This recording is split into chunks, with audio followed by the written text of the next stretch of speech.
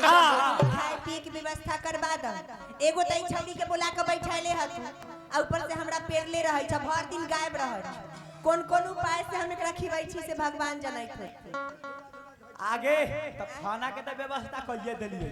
कथी खाना के व्यवस्था कर दो, कहां कनु बुझाइए। और हाई कुंटल भुस्सा है, एक बोरा चोकर है, आधा बोरा खल्ली है, ओहे खतई माल जाल है। अहो ठाकुर जी आए ई खल्ली चोकर खाइत होता तो समय से दुहाइतो होता। तो एक दिन आके देखिए ही ना, भेज दिया हो। आ सुन ना, ए राजा मत रह दूर, ओए परवल बेचे जाए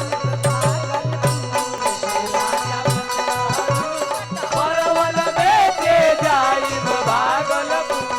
ए राजा मत रह दूर, परवल बेचे जाए भागलपुर। परवल बेचे जाई परवल बेची बेची टिकवा कर है भाई हो टिकवा कर है परवल बेची बेची टिकवा कर है भाई हो टिकवा कर है टिकवा हम पैरब जरूर। ए पिया मत रह दूर, परवल बेचे जाए परवल बेचे राजा मत रह दूर, परवल बेचे जाए।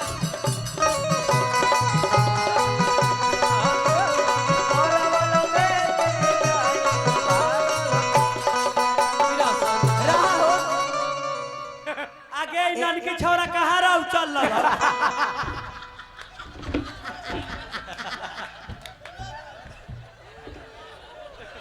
बुझाई जे हाँ माई के माहे एहो समझिए हथुन की भेंट कर लू रहुआ सब नहीं छोटका बउआ हो नानी कौन से अभिया लो पी के कि ताला में चाबी डाल दो, एहो करेला ताला में चाबी डाल दो, एहो करेला। दिल जब डलवा ता घुस जाई सट से, दिल जब डलवा ता घुस जाई सट से। माई माई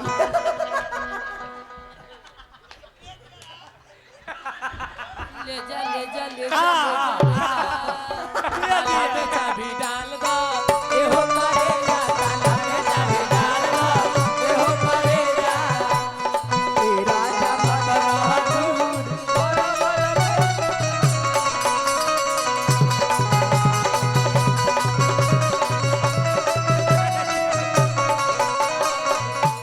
तोरा कथी बुझाई छ जे दुबर पात्र थी त कमजोर हती की वो तो हम के वो से बच गेला। कहीं करेजा पर चढ़ के हम चा देलियो ना, सारा फट्ठिए ओथी माहे निकल हाँ, जा कथी माहे मुंह माहे। या जी हाँ। त परवल बेची बेची नथिया कर है बई, परवल बेची बेची नथिया कर है बई, परवल बेची बेची नथिया कर है बई। नथिया कर है बई। बाप रे बाप देखी ना बैठ के ओ जना नाक मुनै छिन अपने में ओ तू सब मंच खाली करो पहले। लड़ाई छै जे हम तीनों लड़ाई छै जे हम न त हम न। पता नहीं हमसे गाना भूल जाए रे यार। रानी तीन जानी तो पत्नी कौन जानी।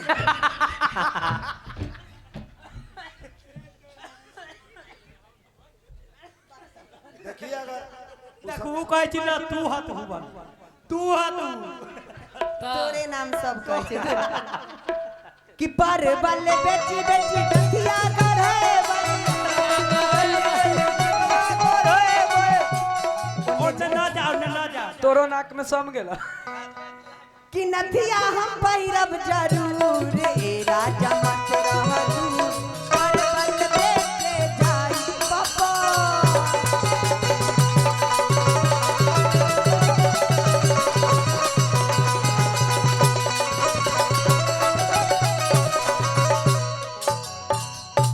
भागलपुर तू कहला जाबा कमाए जाबो हाँ परवल बेचे जाते। सारा सारा खर्चा सुनो ना खर्चा फेंक दब हुक सब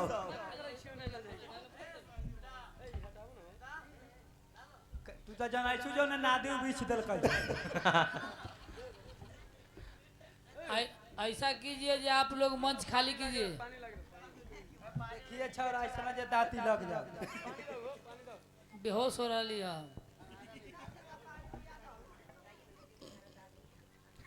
अरे भाई भोपाल का मत की ज्येष्ठ जो एकर निशा हमरा कपार पर चढ़ा और परवल बेचबाहू ना बेच तोहर खर्चा खेवा हम उठावे ला तैयार है तो बुझाई छ अब एटीएम से रुपया निकाल के तनकार उठाऊ ना। ठीक है हजमा चल गेलो हजाम तो पहुंचल तई जाए ना दो वो निपुत्रा आगे बउआ मौगी आगे काती अखनी ला ना गेलुआ आ तू हिया की रहे जे हकार देवे गेल रहिए मालिक कहलखिन मालिक हकार देवे ला कहलखिन दा। अच्छा ठीक है तू पहले आ घर ना परोर लेखा मिस देलियो तो ला हमर चिनौटी ला कहां हम ही रख ले हती कहां से आधा रास्ता में से घूर के पहुंचे भेल ल बड़का छोरा चिनौटी ले कूदाइत रहो ने बगल जानू हेरा गेल छौरा चिनौटी नेविए से पूछो ना ओहे छोरा चिनौटी ले ले रहो। ना हमर बात मानै छो हमर एको को बात मानै छो की भेल धराए कथी कल को बात न चिनौटी ले ले आ भाजने चलैया चारों फेंक देलकै की फेंकिए दिल कई चुन्नो फेंक देली कियो में से